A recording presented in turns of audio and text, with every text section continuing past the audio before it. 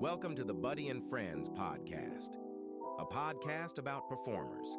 Let's get on with the show. Hello, welcome to Buddy and Friends. I'm your host, Buddy Katz. If you don't know who I am, I'm a Michael Jackson and Freddie Mercury impersonator. I'm here with a very special guest.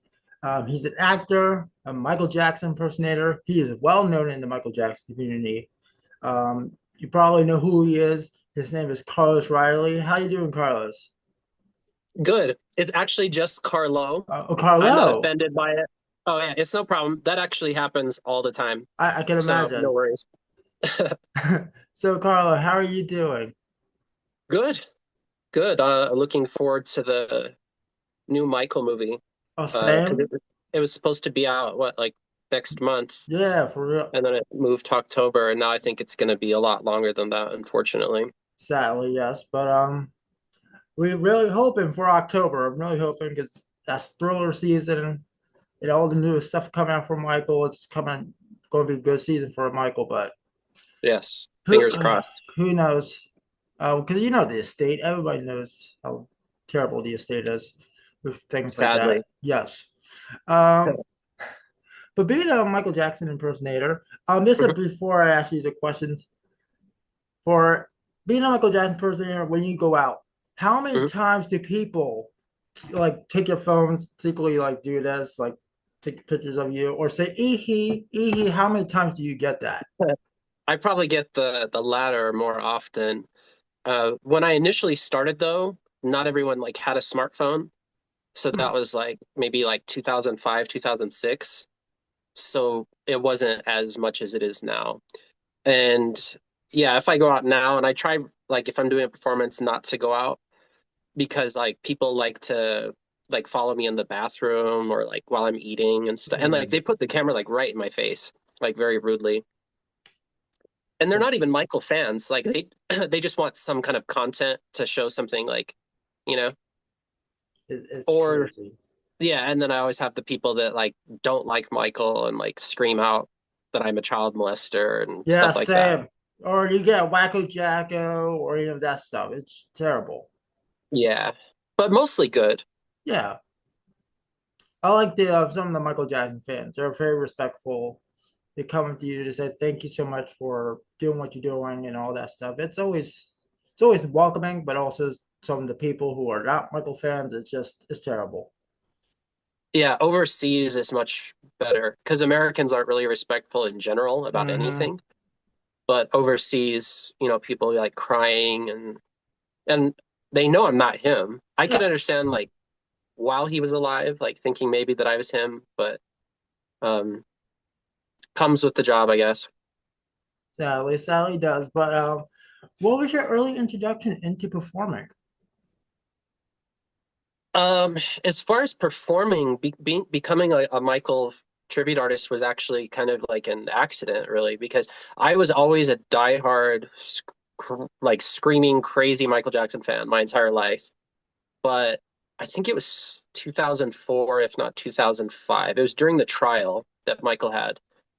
And on Halloween, the clubs always played Thriller like over and over. So I was like, you know what? This year I'm going to be Michael for Halloween. Hmm. And I wasn't really thinking much of it.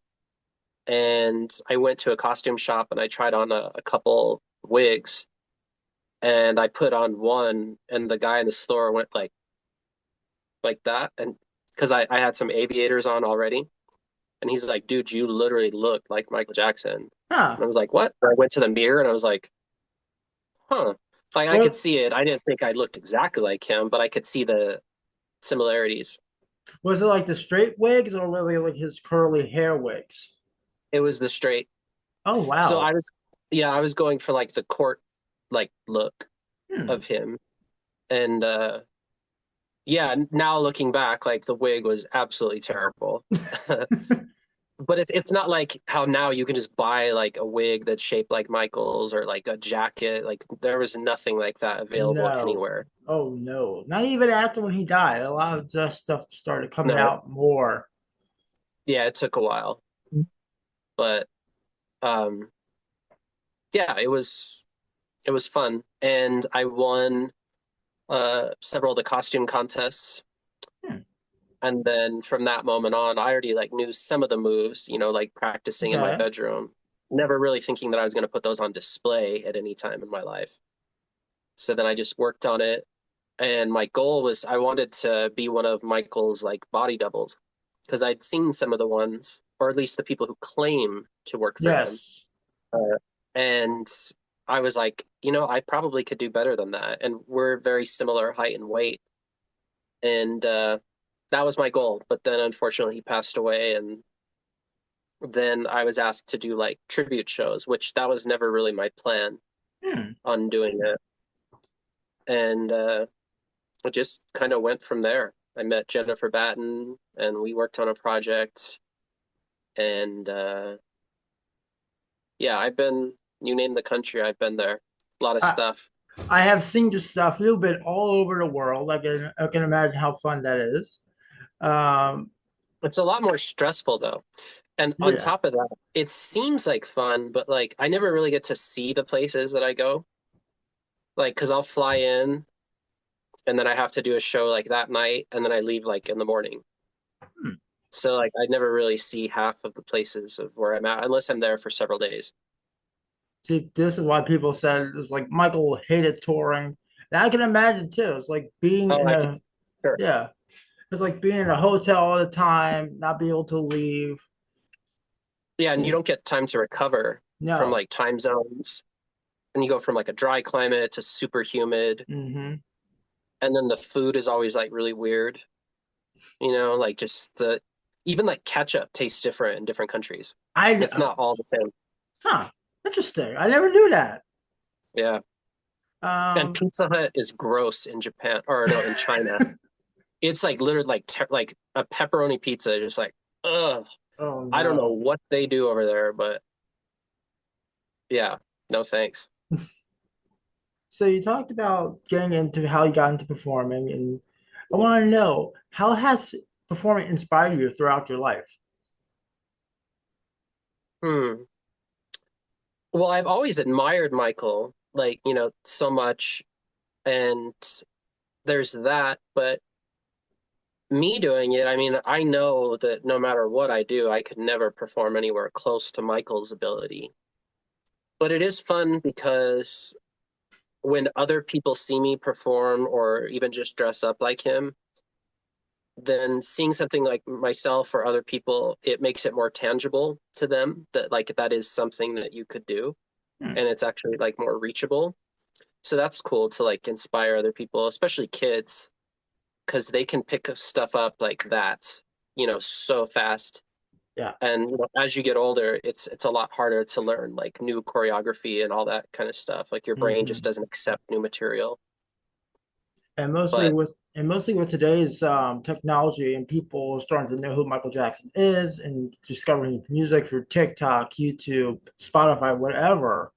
yeah, That's more amazing for today's fans to like realize. For us growing up, it was kind of like you either see it on like MTV or you either see it on like or hear it on the radio. yeah, I didn't even see the history tour until I was like 22 years old because Oh there was no wow. YouTube. No. I hadn't seen Captain EO till I was like 23. Um, what is that song on Come Together? Wasn't available like anywhere other than on the Moonwalker VHS.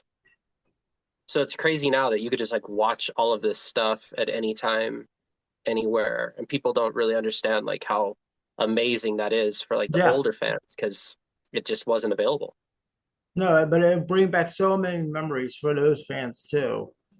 To see like, oh, I remember seeing this show, or even what we do as impersonators and tribute artists, we get to go out and perform, and people come, and it's like, I remember seeing Michael during a bad tour. I remember seeing him with the Jackson Five, and I bring back so many memories for them. Yeah. Michael definitely makes people happy. And there's even people that don't like impersonators, but they'll go to the show, like just Hmm. to be in the Michael community and have other Michael fans around and discuss it with him. Because for years, it was kind of like taboo to even be a Michael Jackson fan. Yeah. But I knew tons of people that were, but they would never admit it publicly because they would get teased for it.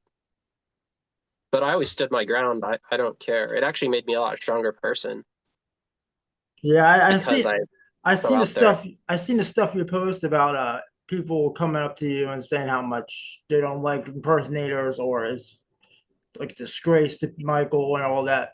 Yeah. Fans too. That's what's crazy. Yeah, that's more crazy Yeah. because that's his fans. We also know Michael supported the impersonators Oh, and tribute well, on top of artists. that, these same people wear gloves, sparkling socks, curl their hair, wear makeup and all, but like they don't consider that impersonating. So I don't know Hmm. where they draw the line because if you wear eyeliner and curl your hair and wear a full MJ outfit head to toe and you post videos of you dancing, but you're not an impersonator, like what makes someone an impersonator, you know? Exactly. And Who for people, knows? if people like to say, "Oh well, Michael never hit," Michael, no, Michael said if you're putting him in a bad light, like some Sure. impersonators do, then he will not approve that. But if you're putting him in good spirit, good light of him, then yeah, he will support you and appreciate you. And talking about Michael, you got a chance to Yeah. meet Michael and many of the other members of the Jackson family. Can you tell me about those experiences? Yeah.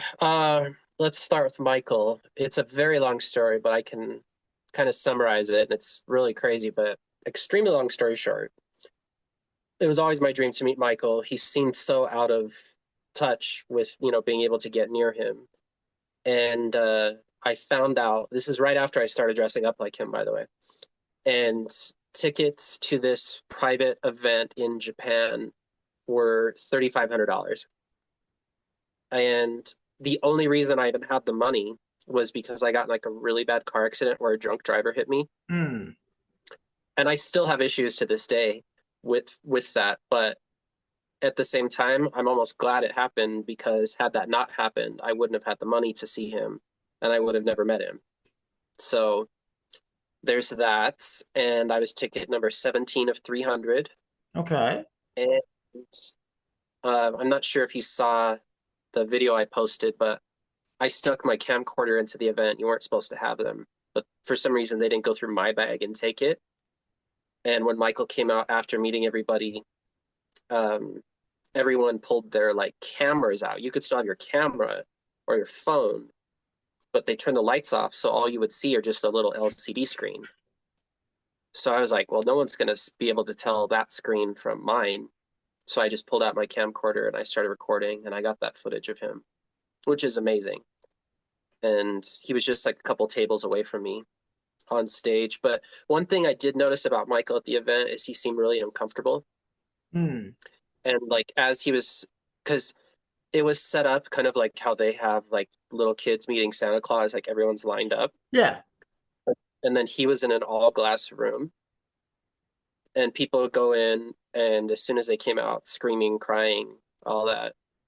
And you could watch Michael from outside of it, from the floor below. There was two floors. He was on the second floor, but so you could see him from the first floor. Hmm. And every time someone came in, he just pulled his hair in his face. He was just like adjusting his sunglasses and basically just doing this. Hmm. Yeah, I could tell he was really nervous there. Yeah, And mostly I'm sorry to interrupt you, but also that's okay. without the after the whole allegation things, like him feeling like he did not know how people would react to see him after all Yeah, of that. absolutely. And on top of that, a lot of people, even fans, like didn't want to buy tickets to it because he was supposed to be at several events previously and he just didn't show up. But I knew I was like, well, if I don't try and he does go, then I'll feel terrible. So I at least have to try. And then when I saw it on the news that he had landed at Narita Airport in Tokyo, I was like, okay, like this is really going to happen. And before, right as I was coming in, I asked his security guards, this one security guard who was dealing with everyone as they came out. I was like, what's the craziest thing any fan has ever done to meet Michael? And he goes, you don't want to know. And I do want to know, but I would I'm want curious. to know. Yeah, I'm very curious. I've heard of people like hiding in his hotel room in the bathroom and all that kind of stuff. So, but I guess I'll never hear the story. But right as I went in, he was using his like normal voice, which he apparently must use only around like his security guards and people. Because I heard it and I was like, "What? Like that's how he sounds?" And then as soon as I tapped him on the shoulder because his back was to me, um, it went back into the voice that we all know and love. And so I tapped him, like if I was right behind me, I tapped him here and Okay. he looked this way, but I was already coming around this side and he went like that and he pulled his sunglasses down and like looked at me through the brim.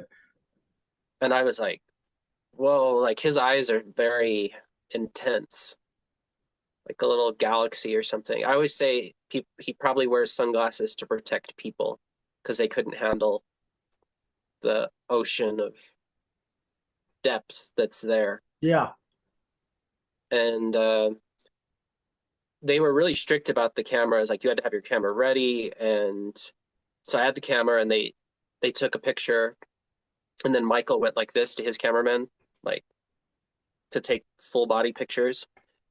And then I still had my ticket in my hand. So I was doing the peace sign here.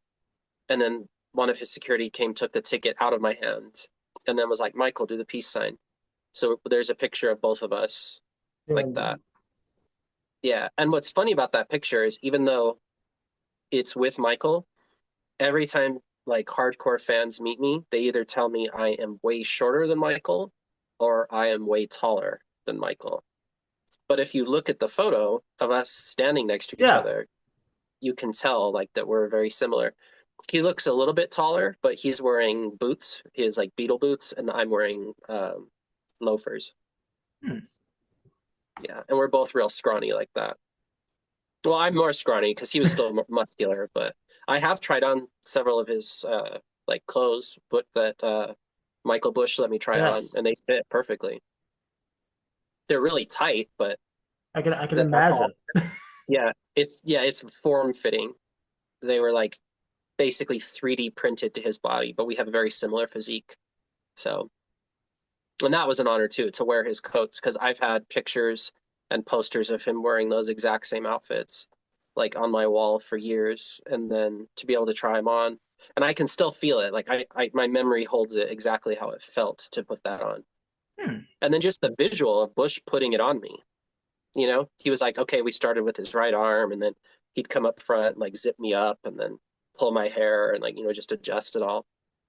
Like this is how Michael felt. Yeah. Yeah. From that visual. And it's cool. And a lot of people don't really give Michael Bush the credit I think that he No. deserved. Just like, because it was a Michael Jackson jacket, like he gets the credit for it. But in reality, that's not like his work. Like he No. didn't make that. And that's half of Michael's visual appeal is the way he looked, Yeah. you know? But only like really deep Michael Jackson fans even know who he was. Along those lines of Bush, one interesting thing he told me, because I showed him this fingerprint coin I had. It's from the History Tour. I actually ended up giving mine to Prince. Yes, I saw that. Yes. Yeah, so that coin I showed Bush, and he's like, "Oh, I never saw those." And I was like, "Oh, that's interesting," because he was on all the tours. That he's like, "Well, I never saw like what they were actually selling at the merchandise booths." Hmm. He goes, "But Michael didn't like any of the official merchandise. He said it was real like basic and no creativity, and he liked all the bootleg stuff. So he sent Bush out into the like parking areas where people were selling shirts out of the trunk, and he would get all those. And Michael liked those more, like the bootleg version, which I found very interesting. And I've never seen that like written anywhere other than firsthand knowledge of Bush. That's actually the first time I actually am hearing that. I could just imagine Michael's opinions on the estate and what they're doing with his current merchandise. I'm sure he would go nuts. They put out the most basic shit, and then Yeah. it's like super expensive too. Like for what Like reason? Like $50 for a fucking yeah. t-shirt with a picture of the album cover. Yeah, Like what? see, And then yeah. they didn't even celebrate the Dangerous anniversary. No. And they could have made something so cool with that design, you know? Because when that came out, they had the 3D pop-up book Yeah. version, and they had this is one of my couple of my favorite things. This is a keychain, which is basically like a piece of jewelry, Oh, that is cool. and it's like numbered. And then this is another thing. You've probably seen these before. I have never seen those before. Those are pretty cool. Yeah, and it's a pin. I'm actually gonna have this one turned into a ring. Oh, that would look sick. I would love that.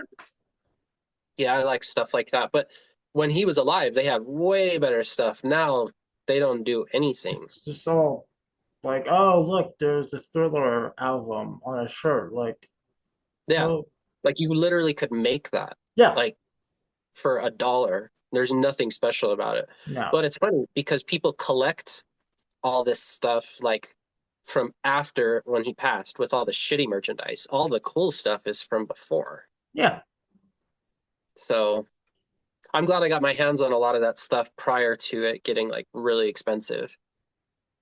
yeah. Because you can go on eBay, like you can find like maybe it's like something from the '90s. It costs about 800 for what reason? Yeah, but there are good deals because a lot of people don't really know what they have when Yeah, they sell it. Like I bought some original posters even from the Thriller era, and they were like $5 with $5 shipping and handling. that's not And then bad. yeah, no, totally. And then like there's other people on eBay selling the same one for 400. Hmm. So there is good stuff out there if you look. So I encourage everyone to go on eBay. Mercari is another good one. There's a lot of stuff. And after the movie comes out, prices will triple Oh yeah, at least. You won't be able to get your hands on anything. But don't buy fake autographs. Like no, I don't. don't care about the bullshit certificate of authenticity. Most of that stuff's fake. Don't trust it. And I'll gladly give my opinion on any of that if anyone wants, like if there's something you're looking at. But I would just say spend the money and get something legit. Like you can buy like I think they're called the book. It's a serigraph print with a signature that's like this big, Hmm. and you get those on eBay and like other places for like 1,500, which I know that's a lot, but if you spend that kind of money, you want to know for sure it's real, Yeah. because otherwise I see so many people post pictures of like hats and stuff that are signed, and I can tell looking at it just from a thumbnail that it's fake as hell. Yeah, exactly. I do what Michael does. I always autograph my hats during Billie Jean, throw it into the crowd, and then people go nuts for it. I'm like, it's a $10 hat. I could sign Michael if you want me to. Oh look, oh God, I'll set that for $100. But Yeah, I do have a real one. It's not signed though. hmm. Talking about me and Michael, and you met him in Japan. You were on Mhm. a Japanese show as Michael. Can you tell me more about that experience? Yeah, that was in like 2010. Yeah, 2010. And basically, the movie translated is called The Truth Behind the Love and Sorrow.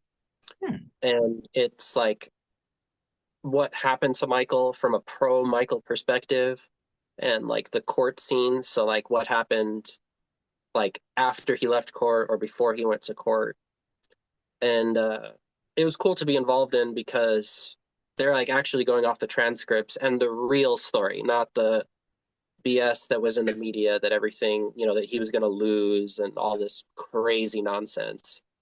Um, I was glad I got to be a part of that because it got to inform people like the real story of what happened.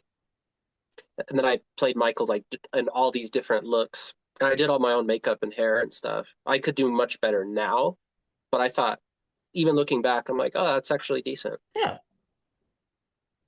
And I want to know where can you find this on can you find this on YouTube or anywhere else? Because I've been trying to look for this. Only saw clips on Yeah. YouTube for it. So the reason it's hard to find is because it's written in Japanese characters. Hmm. Um, but I've downloaded it all, and I have someone working on that to like upscale it because it's like terrible, like the way it looks, it's all grainy and stuff. I'll put that online soon. Oh, good. Because I've Cool. been trying to find it for such a long time. I like always wanted to see Carlo do that thing. It's always something I wanted to see because it looks so good too. Like even how you like look as Michael and that whole like the scenes, even the court scenes. I'm like, that's very interesting. It's like you don't see And there's you don't really see much of that. It's either you see like the shitty documentaries and have people look terrible as Michael or don't even look like Michael. Well, thank you. There was actually 2 films that we did, and then what was I going to say about that? Oh, I've never done like acting. Like even though like technically being an impersonator, you are acting, but they wanted me to like someone to look like him, so they took it just based on that I looked like him. And every scene we only shot 1 time. Oh wow! So like, and they're like, you can say whatever, like, but here's the scenario. This is what they're reading from a transcript or whatever. So like, there's scenes where I'm like talking to a crowd, like redoing like the Oxford speech that he did in London, Yes. and then but I'm just like talking. So I'm like, I don't actually know what I'm saying. I'm just moving my hands around and acting like this. And then they dub it all over in Japanese. Watch the people who be watching. They're like, oh no, Michael Jackson spoke Japanese. Yeah, Oh, and that's it's funny the voice they used because they didn't use like a higher pitched voice, like his voice. They just use a regular man's voice for it. And you're also in a movie. I'm gonna probably butcher the name. Sheik Jackson. Yeah, Sheikh. Sheik Jackson. Yeah, Sheikh Jackson. Sheik I did Jackson. that in Egypt, and I think that was 2018. And Super amazing movie. Honestly, even if I wasn't in it, it would be like one of my favorite, most powerful movies. It's not even about Michael Jackson. It's about a Michael Jackson fan in Egypt. And long story short, at that time, and even now, really, that kind of music is like demonized. Like, so is dancing and Michael wearing makeup and all. It's yeah. like totally blasphemy. So this kid was a Michael Jackson fan secretly. His mother knew about it, one of the women who's like completely covered, but his father doesn't know. So the mother's like, I also like him, but don't ever talk about it. Don't let your father find out. Then his mother dies. His father takes over his life. And then he really had to hide it, being a Michael Jackson fan. And then his father finds out that he's been like dancing and like wearing wigs and all that kind of stuff, and basically beats the shit out of him and then tells him he's going to burn in hell Yeah, forever. that's the one scene I actually saw. It's like him burning in hell, and I think you popped out for like that quick Yeah, second. I'm like, that's yeah. interesting. I love that. But Those lines, it's like one of my worst fears was to be buried alive. And like in the scene, they gave me a copy of the script, but it was all in Arabic, so I couldn't read it. So I come out and they're setting up all this fire and I'm like, what is this? And they're like, oh, well, in this scene, you're going to be buried alive. And I'm like, and they put me in the burial cloth and like, they're like, okay, struggle as you're getting out. Basically, he's waking up in hell, like, and he's there with Michael.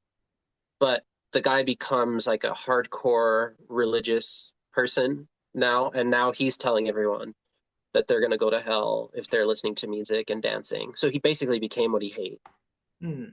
Then after Michael dies, he hears about Michael dying, and then he starts to remember his old life, that he used to be happy. And every time he's about to give a sermon in the mosque telling everyone they're going to burn in hell, the image of Michael, me, like pops up. So he's hallucinating. No one else can see Michael, but he's telling everyone they're going to burn. And then I walk in and basically remind him, like, you are this person, like, no matter what you say. And then in the end, he like gives up the crazy religion and is like dances again. Very powerful film. yeah. And people can find it on Amazon Prime. They can find it on YouTube. Yeah. I think And I don't care if you get a bootleg version of it. I don't get any residuals or anything. So burn a bootleg, totally cool with me. go ahead. There you go. I got a couple more questions for you.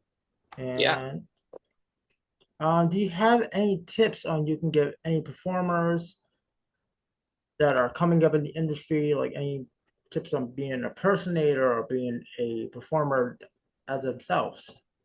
Sure. Yeah, I mean, it's funny to hear me say it, but practice, because I'm lazy as hell. And practice when you're younger, it's so much easier to get all that stuff. And now all the tools are out there, like YouTube and tutorials. Like none of that was available when I started. And all of that is there. Like it is there if you want it. You can be as good as you want to be. You just have to put the work behind it. Um, I spent more time on like the looks and the costumes and all that, but I should put more work into my dance. And I've been trying to, but I'm just so like not strict with it. But like make sure you follow through and that practice at least a couple hours and practice correctly. Yes. That's the other thing. I practice incorrectly. Like I've kicked with the left leg my whole life because I was always doing it from TV. So, and now I couldn't even kick with my right if I tried. Like it's like trying to go from. Yeah, it's like a muscle memory. I have a dancer who does Yeah. the same thing. I'm trying to tell him to do it like the right leg. It's muscle memory. Yeah, it is difficult, but definitely worth it. Also understand that there's always going to be someone better than you. Yep. And as much as it sucks to have people rip you apart and say this isn't right, that's not right, you look nothing like whatever, usually there's a lot of truth in that. And like if you don't just shut down from them being negative, like listen to what they're saying and fix it, and then they have nothing else to say. Like there's a lot. You just have to learn to put up with that, because if you're, especially Michael, which is like the biggest perfectionist of all time, if you're doing that, you're putting yourself on the dartboard. No matter how amazing it is and you think it's great, and it probably is, there's someone out there that's going to tear you apart. Yeah. And just say how much it sucks. And the reason they do that is because they don't go for anything themselves. So it's easier to tear someone else down, to bring them down to their level, than for someone who's actually trying. It's usually just jealousy, honestly. But just have a tough skin, because that won't ever stop. Like if you, even people were saying when Michael was alive, they're like, oh, he's not that good of a dancer. Like if he's getting hate, like no one's getting out of here without that. No.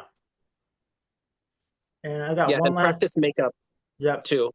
That's another thing. Practice on that. And I got one more question for you. It's a question I ask everybody. Do you have a favorite Michael Jackson song or even Queen song? I'm trying to think of the Queen titles. Hang on. I'm like playing the song in my mind, trying to get the verse. Is it Killer Queen? Is it dun, dun, dun, dun, let's go, Queen. Yeah, that one. And then with Michael, I mean, it changes constantly. But I would say this, on a daily basis, I listen to Baby Be Mine, Lady in My Life, full version with the extra verse, She Drives Me Wild, and Never Can Say Goodbye. I still listen to tons of other songs, and it changes all the time, but those ones I notice are played daily, at least twice daily, actually.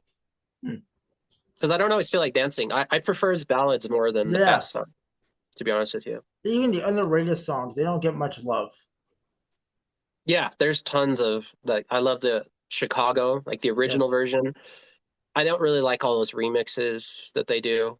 And what was that other one that was supposed to be in Addams Family? Family Groove or Addams Groove? No, the Family Thing. Family Thing?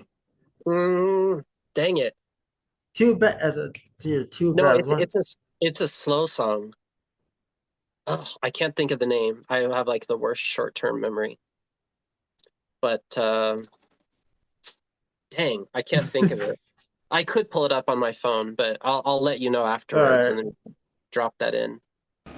Hello, so this is a letter edit into the podcast interview with Carlo, and I did text him. We did figure out what the song was. He told me the song it's called Seeing Voices, and it features Ray Charles, choir, and I recommend, and Carlo probably would recommend, to go give it a listen when you can. Back to the interview with Carlo. For anybody who wants to know where they can find you, can you tell us where they can find you at on your socials? Yeah, so my Facebook is Carlo Riley MJ. So that's CarloRiley MJ. My Instagram is almostmj, ALMOSTMJ. And my website is almostmj.com. And I think my Twitter is Carlo Riley, but I'm not exactly sure. And there's like several pages that say they're me on there that are Yeah, similar name. So I'm not sure. But to find the direct links, they're on my website to make sure it's me. But if you ever see some post that's supposedly me asking money for a kid's surgery or something, it's total bullshit. They just use pictures of me with like kids in hospitals and then like use that and say text whatever to donate $5 for this leukemia patient surgery. It's sad but true. yeah. And they'll use like There's a your lot of scammers yeah, out there. and they'll use your image, saying like, "Oh, this is Michael Jackson." No, no, no. Yeah, I mean, I'm sure you've seen the where I'm like dressed as an angel standing on the Yes, devil and in Jesus' arms. Those are being and have been reported as being Michael Jackson, like for real, for years. Like they're in museums and magazine covers all over the place. And it's not, but no. can't do They anything about that. I'm honored that it's yeah, out there and that someone's convinced that I look that much like him, that they just assume that it is him. So that's nice. But you got really got to look at that stuff and to yeah. make sure that you're supporting the real thing. Well, Carlo, it was amazing talking to you. It was such an honor to have you on the show. Oh, same brother. Uh, Anytime. well, thank you so much, and thank you to our listeners out there. And I hope to see you guys real soon. Thank you so much. No problem. We'll talk to you later, brother.